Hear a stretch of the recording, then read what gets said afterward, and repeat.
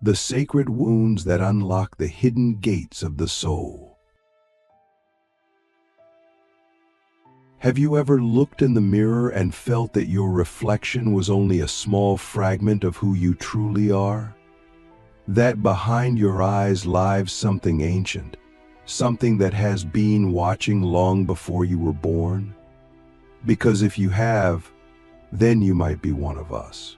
We're the ones who walk with both light and shadow, not because we choose the darkness, but because it chose us. We are the dark chosen ones. And with that title comes a silent price, 7 sacred wounds that no one sees, but that shape every breath we take.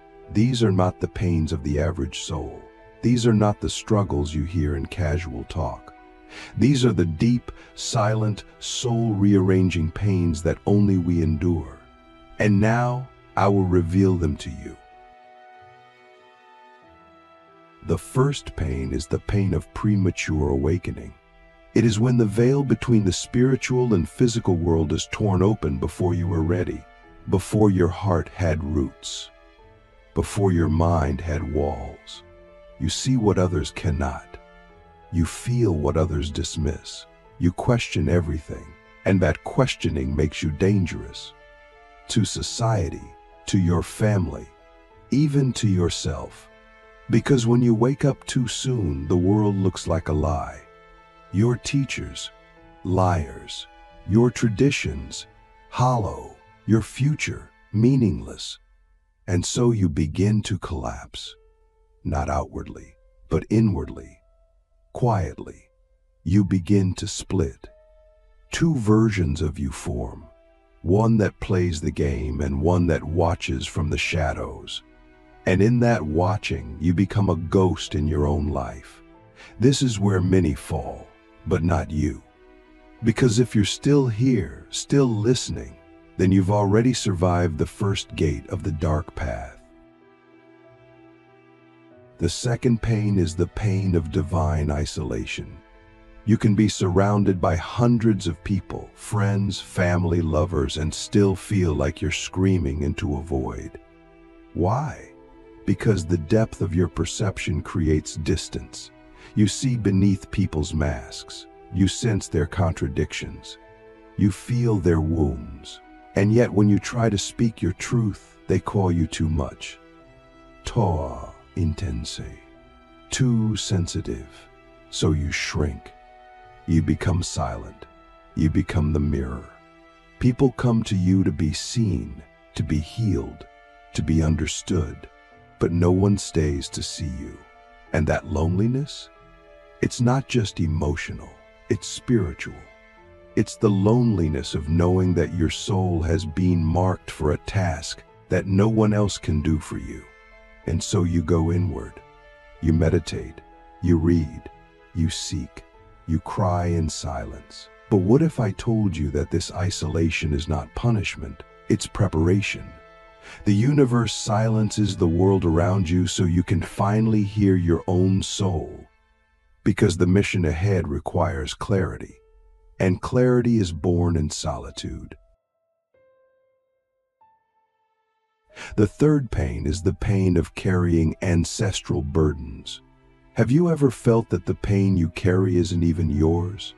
That your depression, your anxiety, your rage, they're echoes from the past? That is no illusion. You were born into a bloodline that couldn't carry its own weight. And so, the universe selected you, the strongest soul, to break the chain.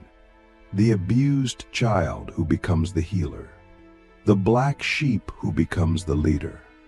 The outcast who becomes the alchemist.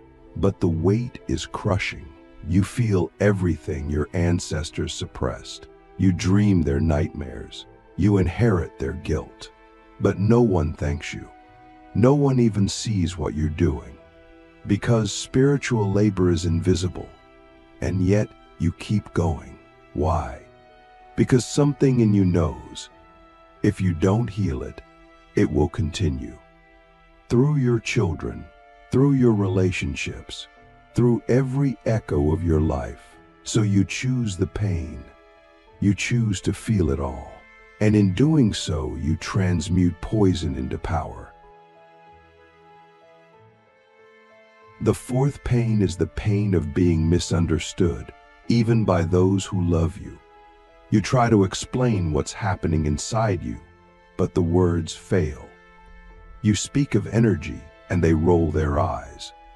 You speak of synchronicity, and they call it coincidence. You speak of death, and they call you morbid. You speak of love, and they call you naive. So you learn to stop sharing. You smile. You nod. You pretend. And every time you do, you lose a little piece of your soul, because your truth has no home. But let me ask you something.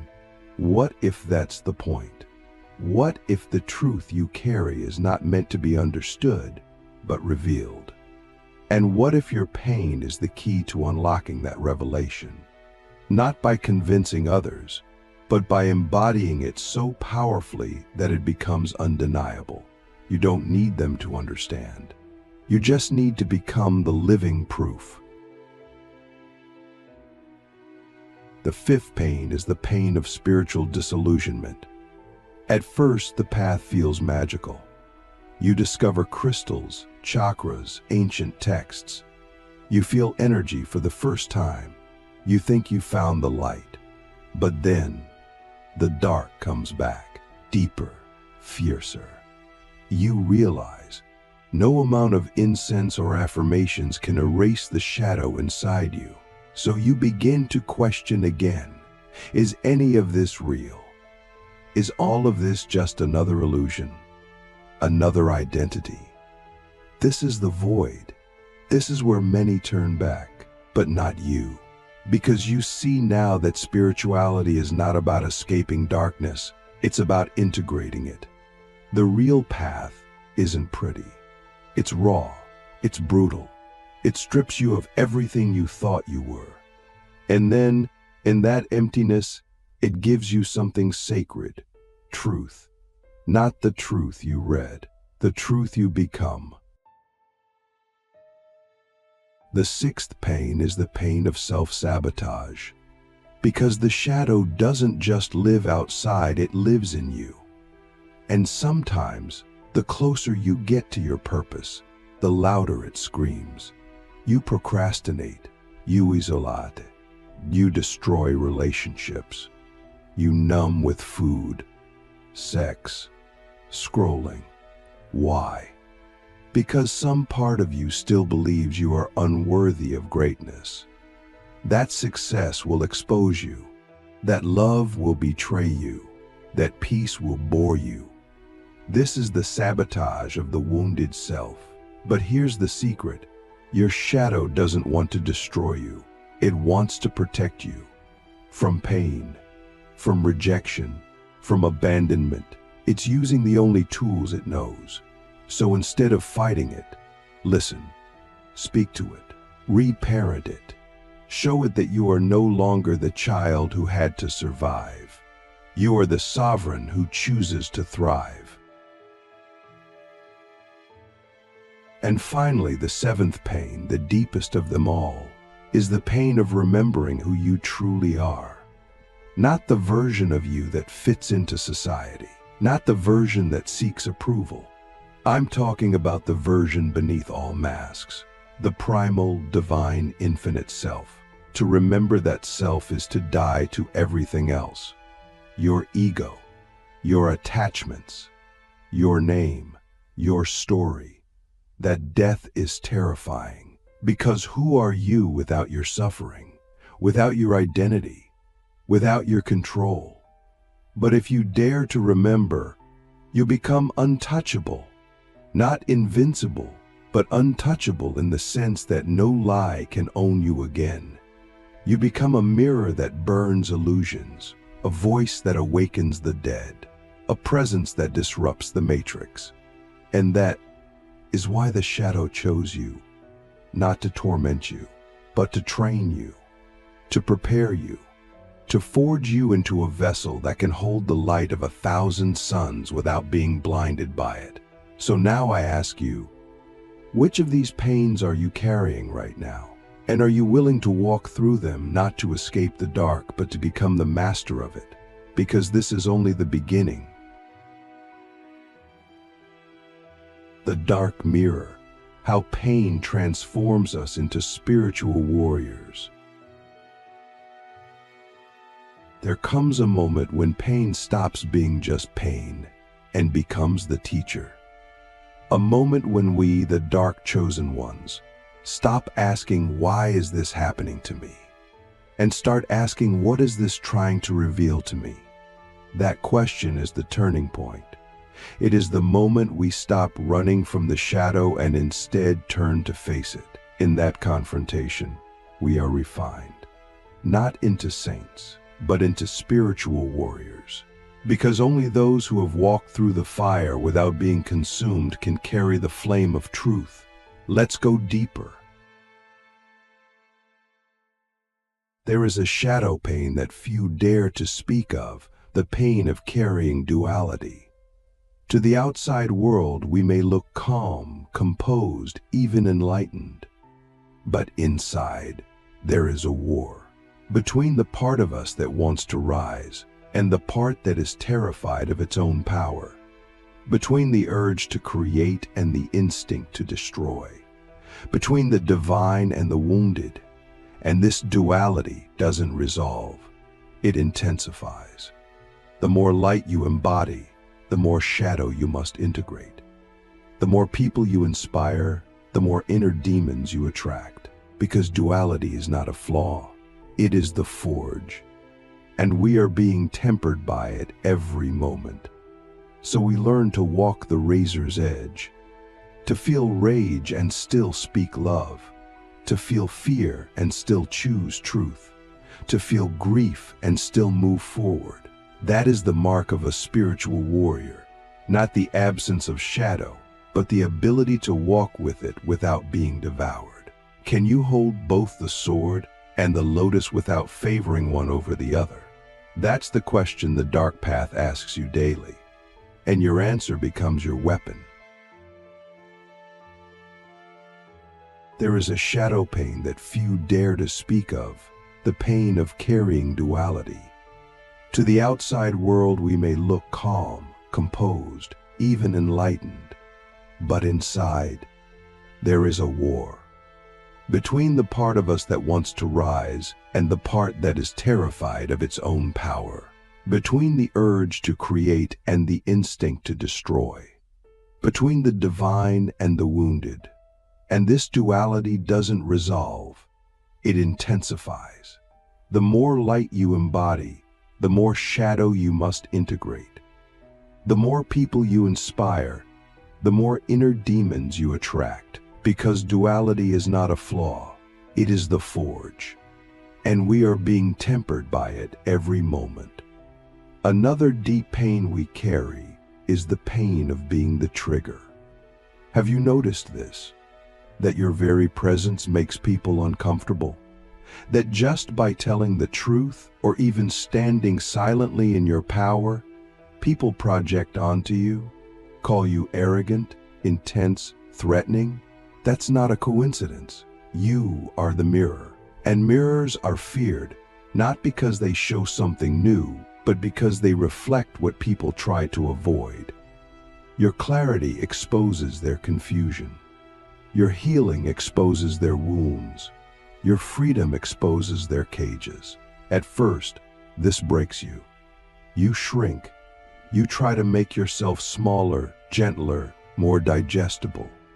But it never works, does it? Because no matter what you do, the reflection still happens. So eventually, you stop apologizing for it. You stop trying to be liked. You stop explaining yourself. And instead, you become the mirror unapologetically. You let people project. You let them blame. And you hold your ground not in arrogance, but in clarity. Because you finally understand their reaction is not your responsibility.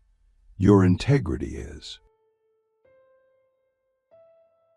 There is a shadow pain that few dare to speak of, the pain of carrying duality. To the outside world, we may look calm, composed, even enlightened. But inside, there is a war. Between the part of us that wants to rise and the part that is terrified of its own power. Between the urge to create and the instinct to destroy. Between the divine and the wounded. And this duality doesn't resolve, it intensifies. The more light you embody, the more shadow you must integrate. The more people you inspire, the more inner demons you attract. Because duality is not a flaw, it is the forge. And we are being tempered by it every moment. Now let's talk about the pain of being ahead of your time. This one is brutal. You see things people aren't ready to see. You feel shifts before they happen. You sense the collapse before it's visible. And when you speak it, you're dismissed, mocked, even punished. You see the future, and yet you're forced to live in a present that hasn't caught up. That's the agony of foresight. It's a lonely place. And the temptation is to silence yourself, to dim your vision, to wait.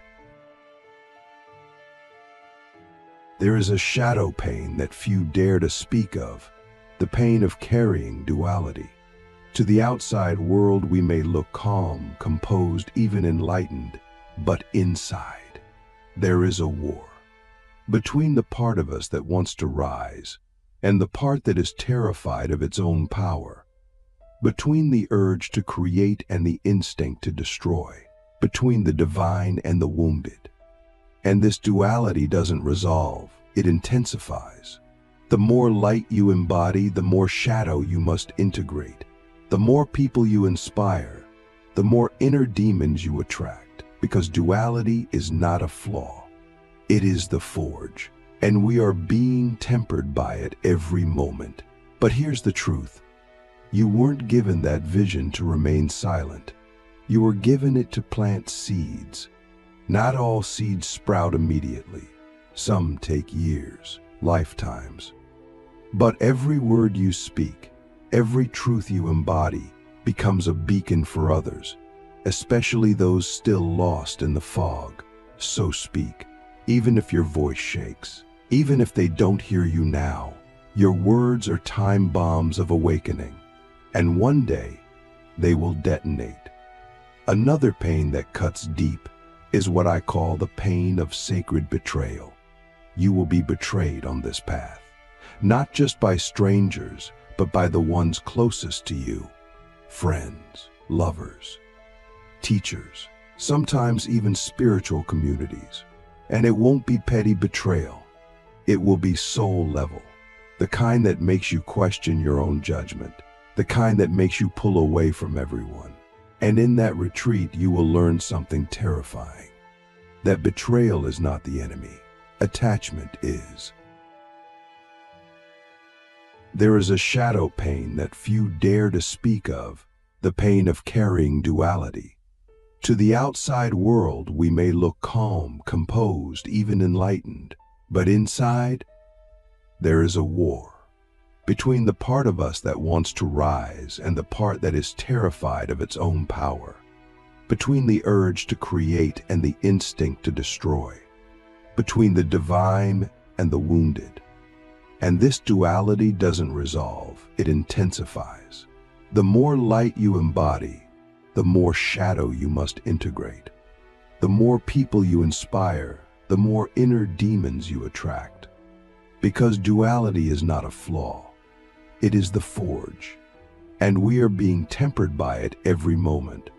Betrayal comes to break illusions. It comes to show you where you outsourced your power, where you made someone your guru, your God, your ground. And once that illusion shatters, something unexpected happens. You return to yourself, fiercer, freer, wiser. You realize that the one you were seeking, the one you trusted so deeply, was always inside. And that revelation, it makes betrayal sacred. Not because it didn't hurt, but because it woke you up. Let's speak now of the pain of the collapsing identity. This is the pain that hits when you've done all the right spiritual things.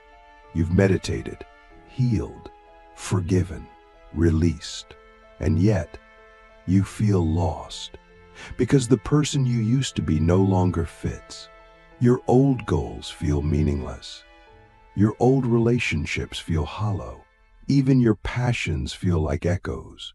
People call it depression, but it's not. It's the death of the false self. This death is terrifying because it feels like you're disappearing. And in a way, you are. But what's actually dying is the persona you built to survive. The mask, the armor, the story. And without those things, you feel naked, exposed. But also real. This is the space between lives, the void, and it's sacred, because only in emptiness can the true self emerge.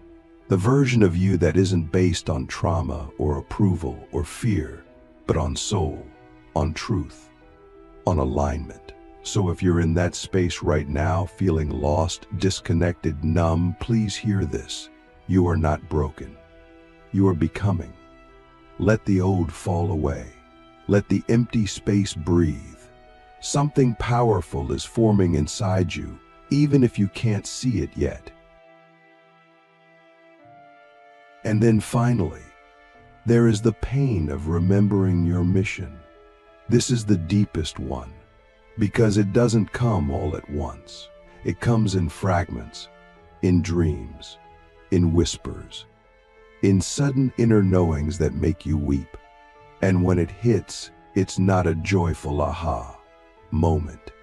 It's terrifying, because you realize everything you've been through, the trauma, the isolation, the visions, it was all preparation. You didn't come here just to heal. You came to serve, to awaken others, to speak what others are too afraid to say, to create what others can't imagine. And that realization hits hard, because now you can't pretend anymore. You can't go back to smallness. You can't hide behind the old life. You know too much. You feel too much. You've seen too much.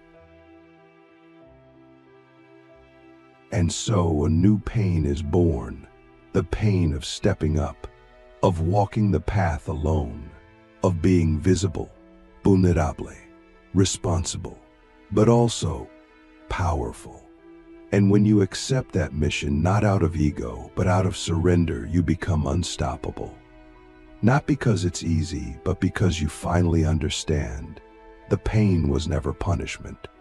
It was initiation. Every scar on your soul is a sigil.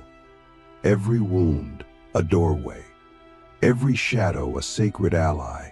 And you are not broken. You are blooming in the dark. The final rite, becoming the flame that cannot be extinguished. There is a silence that comes after you've walked through all the fires. A silence that doesn't feel like emptiness, but like presence. It's the silence of someone who's no longer afraid of being alone, no longer at war with themselves, no longer seeking approval, escape, or salvation. It's the silence of someone who has stared into the abyss and instead of falling, became it. If you've made it this far, then you already know. The path of the dark chosen one doesn't end in healing, it ends in embodiment. You become the medicine. You become the mystery. You become the mystery. But to get there, there is one last passage, one final rite. And it begins with the pain of being invisible even after all your growth. You've done the work. You've bled for your breakthroughs. You've faced your wounds, your fears, your ancestral karma. You've risen from the ashes more times than you can count. And yet the world still doesn't see you. Your wisdom goes unnoticed. Your ad goes unseen. Your truth goes unvalued. And it feels like betrayal, not from others, but from the universe itself. You start to wonder if you made it all up, if maybe your gifts are just illusions, if maybe you were never chosen at all. But this invisibility, it's not punishment. It's sacred protection. You are still being hidden because your light isn't meant for everyone. It's not time yet. The world isn't ready for the full force of who you are, but soon it will be. And when that moment comes, your presence will be undeniable, not because you forced it, but because it was forged in patience, humility, and shadow. Then comes the pain of carrying others' transformations. When you awaken, others begin to awaken through you. Your words open wounds. Your energy stirs shadows. Your presence triggers shifts. And suddenly, you're not just walking your own path, you're holding space for others on theirs. But here's the part no one tells you. It's exhausting. People come to you for healing, guidance, clarity, but very few ask how you're doing. Very few offer to hold your pain.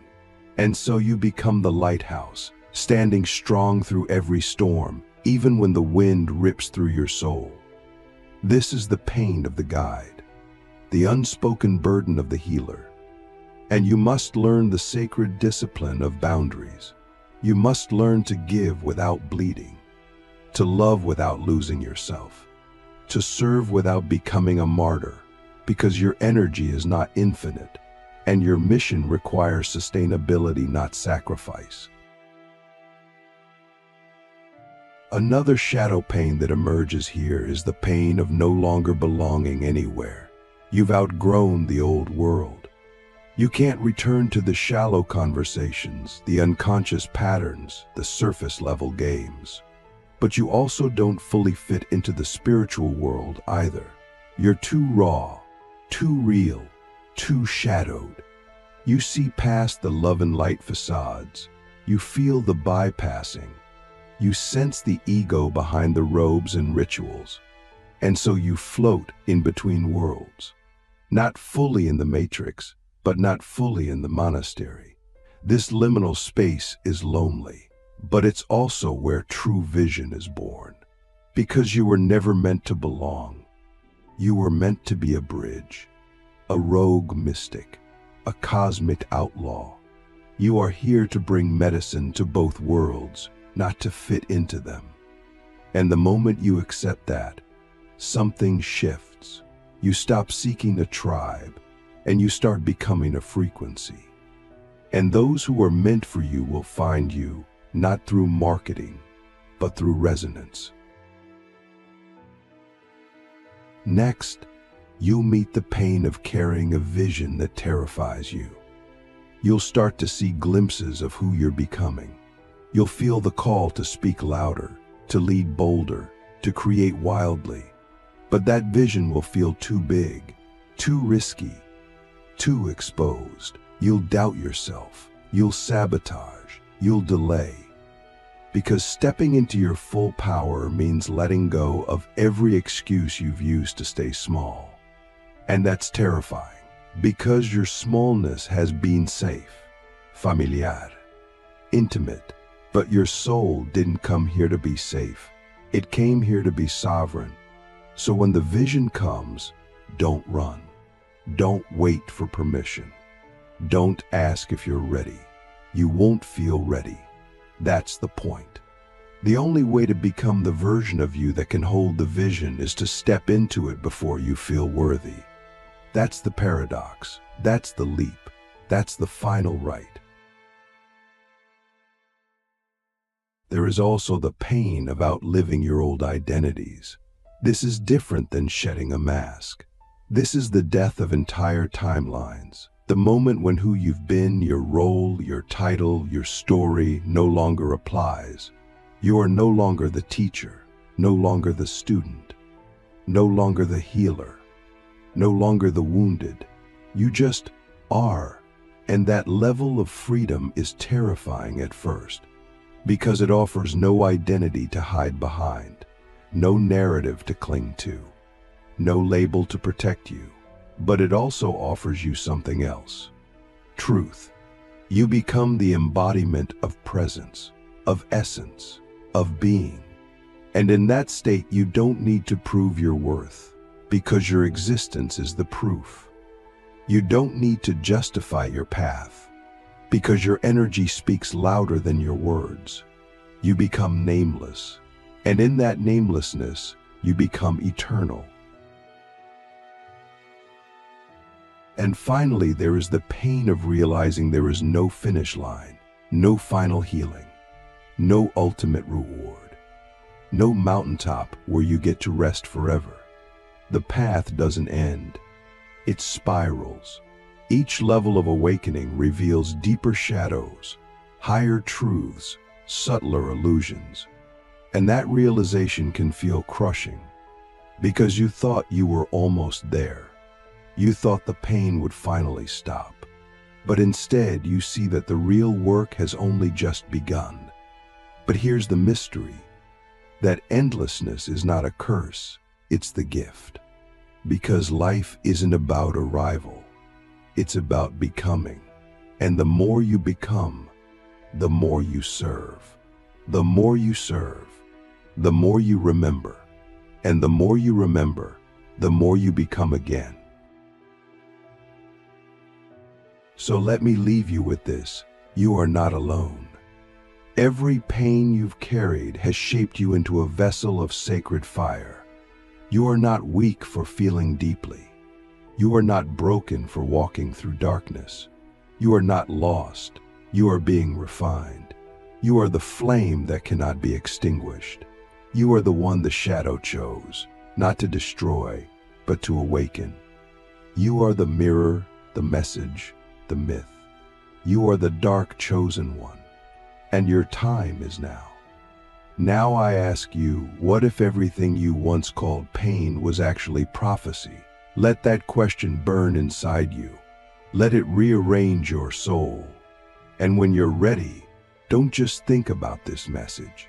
Become it.